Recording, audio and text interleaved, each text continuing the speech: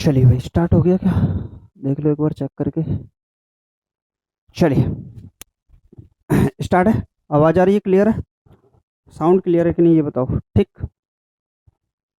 चलिए, तो नमस्कार साथियों, स्वागत है आप सभी का आपके अपने यूट्यूब चैनल सरकारी भारत में। फ्रेंड्स, जैसा कि आप सभी को पता है, हमारी क्लासेस चल रही हैं। जो क्लासेस हैं वो किसके लिए हैं? सीटेट के लिए हमारी क्लासेस कंटिन्यूस चल रही हैं। और जिसमें सीडीपी की क्लास आपको कंटिन्यूस मिल रही है। एक क्लास, दो क्लास, किसी किसी दिन तो तीन तीन क्लासेज आपको मिल रही हैं। तो कहने का मतलब ये है कि अगर आप सीडीपी को पढ़ रहे हैं और सीटेट में इसका जो वेटेज रहता है 30 आउट ऑफ 150 रहता है, यानी कि 30 नंबर की यहाँ पर सीडीपी आपको चाइल्ड डेवलपमेंट पेडागोगी देखने को मिलेगी। क्लियर है? बाकी सब्जेक्ट को भी पढ़ाया जा रहा है और जो बाकी सब्जेक्ट हैं उनको भी आपको पढ़ाया जाएगा। उनके लिए भी क्लासेस आएंगी, जैसे हिंदी पेडागोगी है, इंग्लिश पेडागोगी है, ईवीएस पेडागोगी है, साइंस पेडागोगी है। तो उनकी क्लासेस भी अब आपके लिए स्टार्ट कर दी जाएंगी। क्लियर है? तो वो सारी सारी चीज़ें आपके लिए स्टार्ट हो जाएंगी।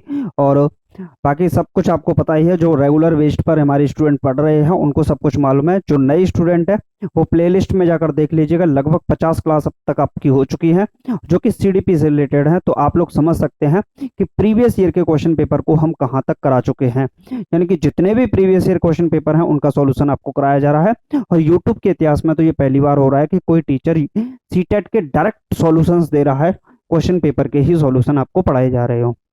क्लियर है? बाकी आपकी इच्छा है। बाकी आप लोगों ने अभी तक चैनल को सब्सक्राइब वगैरह नहीं किया है तो कर लीजिएगा, ना भी करें तो भी चलेगा, लेकिन क्लासेस को लेते रहिएगा। इसका फायदा आपको आपके एग्जामिनेशन में देखने को मिलेगा। क्लियर है मेरे भाई?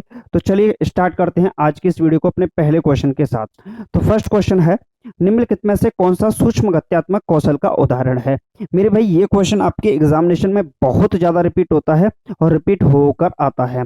आपसे पूछा है यहाँ पर सूक्ष्म गत्यात्मक कौशल। इसको एक होता है सूक्ष्म गत्यात्मक कौशल और एक होता है स्थूल गत्यात्मक कौशल। क्या होता है मेरे भाई? स्थूल गत्यात्मक कौशल। तो दो प्रकार के कौशल आपको देखने को मिलेंगे। एक होगा सूक्ष्म गत्यात्मक कौशल और दूसरा होगा स्थूल गत्यात्मक कौशल। सूक्ष्म गत्यात्मक कौशल को हम क्या बोलते हैं? फाइन मोटर स्किल बोलते हैं। जबकि स्थूल गत्यात्मक कौशल की बात करें तो इसे हम मोटर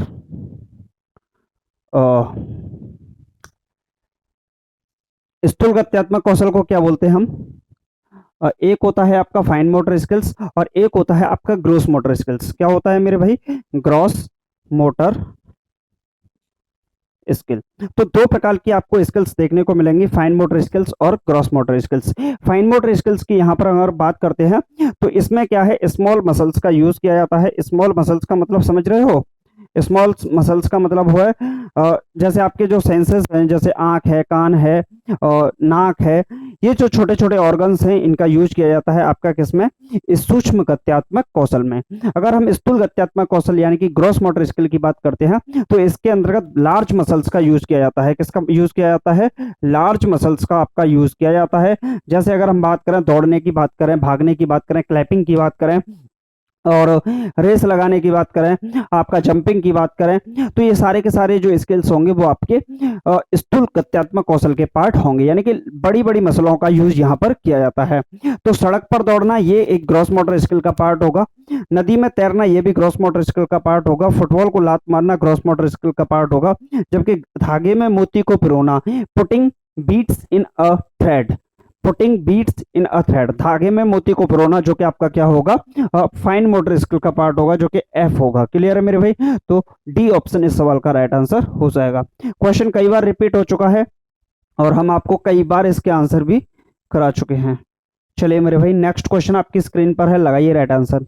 हिंदी वाले हिंदी में पढ़ लें और इंग्लिश वाले इंग्लिश में पढ़ लें और बताइए इसका आंसर क्या होगा। देखिए, विकास के डेवलपमेंट के दो टाइप होते हैं। एक होता है सेफेलोकॉडल डेवलपमेंट और एक होता है प्रॉक्सिमोडिस्टल डेवलपमेंट। मेरे भाई, यहाँ पर अगर बात की गई है तो ये वो लगा है सेफेलोकॉडल डेवलपमेंट के बारे में। क्या है cephalocaudal development? Cephalocaudal principle of development suggest that development proceeds from, यानी कि यहाँ पर शीर्षगामी एक होता है, शीर्षगामी और एक होता है शीर्ष अधोगामी। क्या होता है मेरे भाई? शीर्ष अधोगामी। तो दो प्रकार का आपको डेवलपमेंट देखने को मिलेगा जिसको हम शीर्ष अधोगामी को बोलते हैं प्रॉक्सिमो डिस्टल डेवलपमेंट। मेरे भाई, प्रॉक्सिमो डिस्टल डेवलपमेंट जो होता है वो आपका क्या होता है? सेंटर टू पेरीफेरी होता है। Centre to periphery. अब सेंटर टू पेरीफेरी आप क्या होता है, आपके दिमाग में ये बात चल रही होगी सर, जैसे आप बच्चे का विकास होता है, पहले रीढ़ की हड्डी का विकास होता है, फिर उसके हाथों का विकास होता है, पैरों का विकास होता है, यानी कि जो मजबूती उसको मिलती है सबसे पहले रीढ़ की हड्डी से मिलती है। कहने का मतलब ये हो गया सेंटर से विकास होगा और एक्सट्रीमिटीज यानी कि बाहर की ओर चलेगा, पेरीफेरी चलेगा, आउटवर्ड्स चलेगा, जो कि बाहर की ओर चलेगा। सीट्स अधोगामी को आप बोल सकते हो, सेंटर टू पेरीफेरी का मतलब हो गया एक तरीके से, अगर आप मान लो चने चबाने के लिए मैं आपको दे दूं तो आप क्या करते हैं, पहले सामने वाले दांतों से उन चनों को चबाओगे और फिर साइड वाले दांतों से अगर उन चनों को चबाते हो तो ये वाला जो पार्ट होगा ये आपका प्रॉक्सिमो डिस्टल डेवलपमेंट का पार्ट होगा। अगर मैं आपको गिलास देता हूं, पेन पकड़ने के लिए देता हूं, तो पेन से पहले अगर आप गिलास को पकड़ना, गिलास को साधना सीख गए, उसके बाद ही आप पेन को पकड़ना सीख पाएंगे। तो ये होता है प्रॉक्सिमो डिस्टल डेवलपमेंट। दूसरा होता है सेफेलोकॉर्डल डेवलपमेंट, जिसके अंतर्गत अगर हम बात करें तो ये चलता है आपका हेड टू टॉ। क्या चलता है, हेड टू टॉ, यानी कि सिर से पैर की ओर ये काम करता है। कहाँ काम करता है मेरे भाई, सिर से पैर की ओर, यानी कि हेड टू टॉ काम करता है। तो सिर से पांव की ओर बढ़ता है, बिल्कुल बात सही है। जटिल से सरल कोई बात नहीं की गई है, विशिष्ट से सामान्य की कोई बात नहीं है, बाह्य से केंद्र की ओर कोई बात नहीं, केंद्र से बाहर होता है वो भी आपका प्रॉक्सिमो डिस्टल डेवलपमेंट होता है। तो ये तो कोई आंसर बन ही नहीं सकता। तो ऑप्शन नंबर फर्स्ट आपका इस सवाल का राइट आंसर हो जाएगा, जो कि ए इज द राइट आंसर। ठीक है मेरे भाई, तो समय में आपका बिल्कुल भी बर्बाद नहीं करूंगा, फास्ट क्वेश्चंस को करेंगे ताकि सारे के सारे क्वेश्चंस भी हो जाएं और डिटेल्ड सॉल्यूशन भी आपको मिल जाए। समय बर्बाद करने से कोई फायदा नहीं होने वाला है। क्लियर है मेरे भाई। चलिए नेक्स्ट क्वेश्चन है, बच्चों में समाजीकरण की प्राथमिक संस्था, दो प्रकार की संस्थाएं होती हैं, एक होती है प्राइमरी एजेंसी और एक होती है सेकेंडरी एजेंसी। प्राइमरी एजेंसी और दूसरी होती है सेकेंडरी एजेंसी। प्राइमरी एजेंसी की बात करें तो इसके अंतर्गत आपका परिवार आ जाता है, और सीटेट ने अब तक जो माना है आस पड़ोस को भी इसके अंतर्गत ही माना है। क्लियर है। सेकेंडरी एजेंसी के अंतर्गत यानी कि समाजीकरण की द्वितीयक संस्था के अंतर्गत आपका स्कूल हो जाता है, मीडिया हो जाती है, आपकी लाइब्रेरी हो जाती है, ठीक है, बात करें आपका धर्म हो जाता है, यानी कि जितने भी हैं ऑनलाइन एजुकेशन वगैरह सब कुछ आपका सेकेंडरी एजेंसी का पार्ट होता है। तो यहां पर बात करें बच्चों के समाजीकरण की प्राथमिक संस्था क्या होगी मेरे भाई, तो विद्यालय कभी भी प्राथमिक संस्था नहीं हो सकता, कानून नहीं हो सकता, मुद्रित माध्यम यानी कि प्रिंट मीडिया आपका प्राथमिक संस्था प्राइमरी एजेंसी नहीं हो सकती। तो बस फर्स्ट ऑप्शन ही बचता है, आगे पढ़ने की आपको जरूरत ही नहीं थी, लेकिन फिर भी देख लेते हैं। एकदम नजदीक आस पड़ोस, तो आस पड़ोस की बात मैंने की है। जनसंचार माध्यम, तो जनसंचार माध्यम आपका किसके अंतर्गत आ जाएगा, सेकेंडरी एजेंसी के अंतर्गत आ जाएगा। क्लियर है मेरे भाई। चलिए नेक्स्ट क्वेश्चन देख लेते हैं। तो इसका तो ए ऑप्शन सही हो गया, ए फॉर आओ कभी हवेली पर इज द राइट आंसर। चलिए भाई नेक्स्ट क्वेश्चन है, जीन पियाजे के संज्ञानात्मक विकास के सिद्धांत के अनुसार किस अवस्था के बच्चों का चिंतन वैज्ञानिक हो जाता है। चलिए बताइए किस अवस्था के। तो एक क्वेश्चन हम आपके लिए छोड़ते हैं, कमेंट बॉक्स में इसका आंसर लिखिएगा और देखते हैं एक क्वेश्चन, इस क्वेश्चन का आंसर कौन स्टूडेंट देता है। जीन पियाजे ने बच्चों को सक्रिय ज्ञान का निर्माता कहा था और जीन पियाजे ने ही बच्चों को लिटिल साइंटिस्ट की संज्ञा दी थी। तो आपसे प्रश्न ऐसे भी पूछ सकता है कि बच्चों को नए वैज्ञानिक किसने कहा है, तो जीन पियाजे ने कहा है। सक्रिय ज्ञान का निर्माता किसने कहा है, तो भी जीन पियाजे साहब ने ही कहा है। विकास की 4 अवस्थाओं के बारे में बात की गई थी, तो 0 से 2 वर्ष, 2 से 7 वर्ष, 7 से 11 वर्ष और 11 से 16 वर्ष तक की यहाँ 4 अवस्थाओं के बारे में इन्होंने बात की है। क्लियर है। तो किस अवस्था में चिंतन वैज्ञानिक हो जाता है ये पूछा गया है। फिर भी मैं आपको हिंट के रूप में दे देता हूं, हिंट के रूप में बताइएगा। चलिए हिंट दे दूंगा फिर तो आंसर ही हो जाएगा। चलिए नेक्स्ट क्वेश्चन आपकी स्क्रीन पर है, नेक्स्ट क्वेश्चन का आंसर लगाइए, इसका आंसर क्या होगा। बहुत ही जबरदस्त क्वेश्चन है, बहुत ही आसान प्रश्न है। जीन पियाजे, चलिए भाई जीन पियाजे के बारे में बात करें तो ये स्विट्जरलैंड के मनोवैज्ञानिक थे। कहाँ के थे, स्विट्जरलैंड के मनोवैज्ञानिक थे। इनकी पुस्तक थी the language of the thought of the child. इनके द्वारा जो पुस्तक लिखी गई थी 1839 में लिखी गई थी, शायद ना 1923 में लिखी गई थी, the language of the child इनके द्वारा पुस्तक बच्चों के ऊपर लिखी गई थी। क्लियर है। सक्रिय ज्ञान का निर्माता कहा ही था, लिटिल साइंटिस्ट बोला ही था, और इन्होंने बोला था कि बच्चों में थिंकिंग और एडल्ट में जो थिंकिंग होती है ये अलग अलग प्रकार की होती है, ना कि एक जैसी। ठीक है, क्वालिटी में अलग अलग, क्वांटिटी में अलग अलग हो सकती है, लेकिन क्वालिटी में भी डिफरेंस देखने को मिलता है। एकोमोडेशन की इन्होंने बात की थी, एकोमोडेशन, अडेप्शन, एसिमिलेशन, इनकी इन्होंने बात की थी। क्लियर है मेरे भाई। चलिए क्वेश्चन था आपके सामने, जीन पियाजे की अधिगम प्रक्रिया में किसे महत्व दिया है? तो इन्होंने जो महत्व दिया है वो जैविक परिपक्वता को दिया है। अध्यापक का व्यक्तित्व नहीं, पुरस्कार दंड नहीं, निजी वाक्य की बात नहीं की है। जो लेव वाइगोत्स्की साहब हैं, लेव वाइगोत्स्की, जिन्होंने सामाजिक संस्कृति सिद्धांत दिया था, सामाजिक सांस्कृतिक सिद्धांत दिया था लेव वाइगोत्स्की। प्राइवेट स्पीच की इन्होंने बात की गई है, निजी भाषण की बात इन्होंने की है। क्लियर है मेरे भाई? तो जो जैविक परिपक्वता होगी वो उसकी इन्होंने बात की है। इन्होंने बोला था कि जैसे जैसे बच्चों में जैविक परिपक्वता यानी कि बायोलॉजिकल मैच्योरेशन आता है, वैसे वैसे ही वस्तुओं के बारे में वो कॉन्सेप्ट बनाना शुरू कर देते हैं। इनके द्वारा क्या बोला गया था कि जैसे जैसे बच्चों के अंतर्गत बायोलॉजिकल मैच्योरेशन यानी कि जैविक परिपक्वता आती है, वैसे ही वैसे वो चीजों के बारे में खुद से अपना कॉन्सेप्ट बनाने लगते हैं। और इसी बात को कहीं ना कहीं इन्होंने स्कीमा का नाम भी दिया था। किसका नाम दिया था मेरे भाई? तो इन्होंने इसी बात को स्कीमा का नाम भी दिया था, जो कि क्वेश्चन में कई बार पूछा जाता है। तो फर्स्ट क्वेश्चन इस सवाल का राइट आंसर हो जाएगा, जो कि बहुत आसान सवाल था और बहुत आसान प्रश्न आपसे पूछा गया था। क्लियर है मेरे भाई? चलिए next question, question number 6 is the, बताइए राइट आंसर क्या होगा? आर्यन अपने उत्तरदायित्वों को पूरा करने के लिए अपने कार्यों को विद्यालय के संविधान के अनुसार निर्देशित करता है। इस समय आर्यन नैतिक तर्कता के किस स्तर पर है? इनकी बात करें तो इन्होंने 3 नैतिक विकास का सिद्धांत दिया था लॉरेंस कोहिलबर्ग के द्वारा। तो उसकी बात की गई है। लॉरेंस कोहिलबर्ग के 3 स्तर थे, जिसमें आपका पूर्व परंपरागत स्तर, जिसे हम प्री ऑपरेशनल स्टेज कहते हैं, सॉरी प्री कन्वेंशनल स्टेज कहते हैं, दूसरा होता है कन्वेंशनल स्टेज और तीसरा होता है पोस्ट कन्वेंशनल स्टेज, जिसे उत्तर परंपरागत स्तर के नाम से जानते हैं। पूर्व परंपरागत स्तर की बात करें तो इसमें बच्चे की जो उम्र होती है 3 से 10 वर्ष होती है। परंपरागत स्तर में 10 से 13 वर्ष और उत्तर परंपरागत स्तर में 13 वर्ष से ऊपर की जो अवस्था होती है वो बच्चे की होती है। तो 3 अवस्थाओं की इसमें बात की गई है। और इसमें भी पूछा गया है कि उत्तरदायित्वों को पूरा करने के लिए अपने कार्यों को विद्यालय के संविधान के अनुसार यानी कि नियम और कानून के अनुसार बच्चा कार्य करता है। नियम और कानून के अनुसार ही अपने कार्यों को अंजाम देगा, यानी कि नियम और कानून को मानता है। चलिए भाई,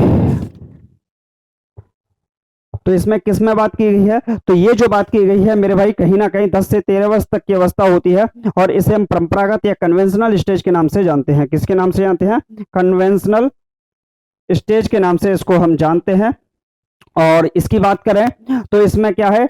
न्याय एवं कानून अभिविन्यास, न्याय एवं कानून अभिविन्यास, कानून की बात करता है। और इसी के अंतर्गत एक पॉइंट और होता है, अच्छा लड़का या अच्छी लड़की बनने की जो संभावना है वो भी इसी ग्रुप के अंतर्गत देखने को मिलती है, परंपरागत कन्वेंशनल स्टेज में, जो कि 10 से 13 वर्ष की अवस्था में। तो ऑप्शन नंबर 2 इस सवाल का राइट आंसर हो जाएगा। देखते हैं कौन कौन स्टूडेंट इन सवालों के सही जवाब देते हैं। क्लियर है मेरे भाई? चले, थोड़ा सा छोटा कर दिया, चलो तुम लोग बोल तो दो भाई, हम छोटा भी कर देंगे इसको, ऐसी कोई बड़ी बात थोड़ी है, लेकिन आप क्वेश्चंस को सॉल्व करिए, वो मेन है। चलिए बताइए क्या होगा राइट आंसर। क्वेश्चन है, जब विद्यार्थी किसी प्रश्न का हल खोजने में अटक जाते हैं, क्या करते हैं? अटक जाते हैं, तब उन्हें मदद देने का प्रभावशाली तरीका क्या होता है? जब किसी समस्या को हल करने में वो अटक जाते हैं तो हम उनको पाण प्रदान कर सकते हैं या ढांचा प्रदान कर सकते हैं, या फिर हम इसको स्कैफोल्डिंग के नाम से भी जानते हैं। तो स्कैफोल्डिंग आप दे सकते हो उनको, स्कैफोल्डिंग, ठीक है, स्कैफोल्डिंग दे सकते हो, जो होती है टेम्परेरी हेल्प, टेम्परेरी गाइडेंस होती है। हालांकि इस प्रश्न में ऐसा कुछ नहीं बोला गया है। तो आप क्या करोगे? प्रत्यक्ष रूप से उत्तर बता देना। देखिए, किसी बच्चे को कोई समस्या आ रही है किसी प्रॉब्लम में, किसी कॉन्सेप्ट में, आप डायरेक्टली उसको सॉल्यूशन दे दोगे तो उसका जो तर्क है, तर्क सीखने का जो तर्क है, उसके अंतर्गत जागृत नहीं हो पाएगा और कहीं ना कहीं बच्चा चिंतन उसमें नहीं कर पाएगा। नेक्स्ट है, गलत उत्तर के लिए दंड देना। आप गलत उत्तर के लिए कभी भी दंड नहीं देंगे। आरटी एक्ट 2009 की धारा 17 में बात की गई है कि आप बच्चों को आंख नहीं दिखा सकते, दंड नहीं दे सकते, ठीक है, सजा का प्रावधान नहीं है। तो नहीं तो ये शोषण माना जाएगा बच्चा, और उसके प्रति आपके प्रति भी कार्रवाई की जा सकती है। नेक्स्ट है, आंशिक रूप से हल समाधान प्रस्तुत करना। ये बात बिल्कुल सही है, आंशिक रूप से हल समाधान प्रस्तुत कीजिए, बच्चे के सामने सॉल्यूशन आप रखने की कोशिश कर सकते हैं। नेक्स्ट है, अप्रासंगिक, तो इसी से गलत हो गया, सूचना द्वारा प्रश्न को जटिल बना देना। कहीं मैं आपको सॉल्व करा रहा था ट्रिग्नोमेट्री के क्वेश्चंस और कहीं मुझे दिक्कत आ रही है तो आप उसका सॉल्यूशन मेरे को दे रहे हैं, तो आप फिर बताने लगे कि सर आप ट्रिग्नोमेट्री के क्वेश्चन कर रहे हो तो बेलन का जो क्षेत्रफल होता है वो ये होता है, 2πr/h होता है, ये होता है। तो कोई अप्रासंगिक सूचनाएं देने से उसमें कोई फायदा नहीं होगा। क्लियर है मेरे भाई? तो आंशिक रूप से हल या समस्या समाधान प्रस्तुत करना, थर्ड ऑप्शन इस सवाल का राइट आंसर हो जाएगा, जो कि बहुत ज्यादा आसान सवाल था। क्लियर है मेरे भाई? चलिए नेक्स्ट क्वेश्चन देख लेते हैं, क्वेश्चन नंबर 8। इसका राइट आंसर कौन देगा, कौन स्टूडेंट देगा, देखते हैं। चलिए, विद्यार्थियों के संज्ञानात्मक विकास को समन्वित करने के लिए लेव वाइगोस्की ने किसकी अनुशंसा की है? तो व्याख्यात्मक शिक्षण की बात नहीं की है, उद्दीपन प्रतिक्रिया अनुकूलन की बात नहीं की है, निष्क्रिय अनुकरण की बात नहीं की है, असिस्टेड लर्निंग यानी कि समर्थित अधिगम की इन्होंने बात की है। किसकी बात की है मेरे भाई? समर्थित अधिगम की इन्होंने बात की है। तो फोर्थ ऑप्शन इस सवाल का राइट आंसर हो जाएगा। और लेव वाइगोस्की की बात करें तो इन्होंने क्या है, सामाजिक सांस्कृतिक विकास का सिद्धांत दिया था, जिसमें इन्होंने बोला भी था कि बच्चे संवाद करके सीखते हैं, वाद विवाद करके सीखते हैं, डिस्कशन एंगेजमेंट करके सीखते हैं। तो इनका यूज इन्होंने किया है। और वही बात असिस्टेड हो गई, या फिर आप एक तरीके से बोल सकते हो एंगेजमेंट करना, एक ही बात है। नेक्स्ट है प्रगतिशील शिक्षा। चलिए भाई, प्रगतिशील शिक्षा विद्यार्थियों को ज्ञान सृजन में सक्रिय भागीदारी निभाती है, तो प्रतिभागी मानती है, बात ठीक है। और निष्क्रिय ग्रहण करता है, नहीं। सर्वाधिक प्रमुख स्रोत मानती है, अध्यापक को नहीं। पाठ्य पुस्तक को ज्ञान सृजन में प्रक्रिया में असंगत मानती है, जो कि गलत होगा। फर्स्ट ऑप्शन सही होगा, विद्यार्थियों को ज्ञान के सक्रिय ज्ञान की निर्माता के रूप में दिखती है, ठीक है, यह प्रतिभागी मानती है। क्लियर है मेरे भाई? चलिए लास्ट क्वेश्चन है इस वीडियो का, और अंतिम प्रश्न 1 नंबर आपको देकर जाएगा 100%, क्योंकि एग्जामिनेशन में ये क्वेश्चन बार बार पूछा जाता है। चलिए भाई, लगाइए राइट आंसर क्या होगा।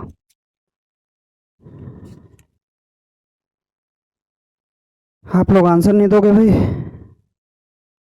ऐसा थोड़ी होता है, आंसर देना होता है, आप लोग देते ही नहीं हो। चलिए, आसिमा दूसरों की मनोदशा और अल्पेना के प्रति समझ बना लेने की उच्च स्तरीय योग्यता के कारण अपने मित्रों में बहुत ही लोकप्रिय है। हार्वर्ड गार्डनर, तो हार्वर्ड गार्डनर ने किसका सिद्धांत दिया था? बहुबुद्धिवाद का सिद्धांत दिया था, के अनुसार आसिमा बुद्धि के उच्च स्तरीय क्षमता रखती है। देखिए, आसिमा क्या करती है? दूसरों की मनोदशा और अल्पेना के प्रति समझ बना लेना। तो दूसरों की अल्पेना के प्रति समझ बना लेने की उच्च स्तरीय योग्यता के कारण अपने मित्रों में बहुत ही ज्यादा लोकप्रिय है। दूसरों की मनोदशा और अल्पेना के पर समझ बना लेना। प्रकृतिवादी के अंतर्गत नेचुरलिस्टिक इंटेलिजेंस जो होती है, इन्होंने अगर बात करें हार्वर्ड गार्डनर थी, इन्होंने 8 प्रकार की बुद्धि बताई थी। 8 प्रकार की बुद्धियों में ये चारों तो बुद्धि आपके सामने है ही। अंतर्वैयक्तिक भी होती है, और इसके बाद मैथमेटिकल दे ही रखी है, म्यूजिकल दे ही रखी है, नेचुरलिस्टिक दे ही रखी है। 3-4 बुद्धियां और होती हैं, वो भी यहीं पर बात की गई है। क्लियर है? तो यहाँ पर प्रकृतिवादी के अंदर नेचुरलिस्टिक के अंतर्गत आपको किसान वगैरह देखने को मिल जाएंगे। क्या है? किसान वगैरह। संगीत म्यूजिकल इंटेलिजेंस के अंतर्गत आपको अरिजीत सिंह बोल सकते हो। एक ऐसा व्यक्ति जो स्वर, लय और ताल की पहचान कर पाए, तो वो क्या होगा? म्यूजिकल इंटेलिजेंस देखने को मिलेगी। जो गणितीय संक्रियाओं को आधारित सॉल्यूशन कर पाए, जोड़ घटाव गुणा भाग को कर पाए, उसमें तार्किक गणितीय होगी। लेकिन अंतर्वैयक्तिक का मतलब ये जो आपका नेता वगैरह होते हैं, कौन होते हैं? नेता जो वगैरह होते हैं, अभिनेता वगैरह जो होते हैं, वो आपके किसके अंतर्गत आ जाएंगे? तो ये आपके अंतर्वैयक्तिक यानी कि इंट्रापर्सनल इंटेलिजेंस के अंतर्गत आ जाएंगे। सॉरी, इंटरपर्सनल इंटेलिजेंस के अंतर्गत आ जाएंगे। इसमें क्या है? आप अपनी बात को दूसरों को समझा सकें, दूसरों की बात को खुद से समझ सकें, तो वो क्या होगा? आपकी अंतर्वैयक्तिक क्षमता उनके अंतर्गत पाई जाती है। तो आज के 10 क्वेश्चन मैंने आपको कंप्लीट करा दिए हैं, और ये जो 10 क्वेश्चन है, इन्हीं में से एग्जामिनेशन में आपको कोई ना कोई क्वेश्चन फिर से रिपीट देखने को मिलेगा, क्योंकि सीटेट का हर एक पैटर्न, हर एक पेपर रिपीटेड ही मिल रहा है, कुछ भी इनमें नया देखने को नहीं मिल रहा है। बाकी आप लोग चैनल पर नए हैं तो सब्सक्राइब वगैरह अगर आपने नहीं किया है तो कर लीजिएगा, और बाकी मिलते हैं नेक्स्ट वीडियो में। Thank you for watching this video. Bye bye, take care, bye bye, love you to all।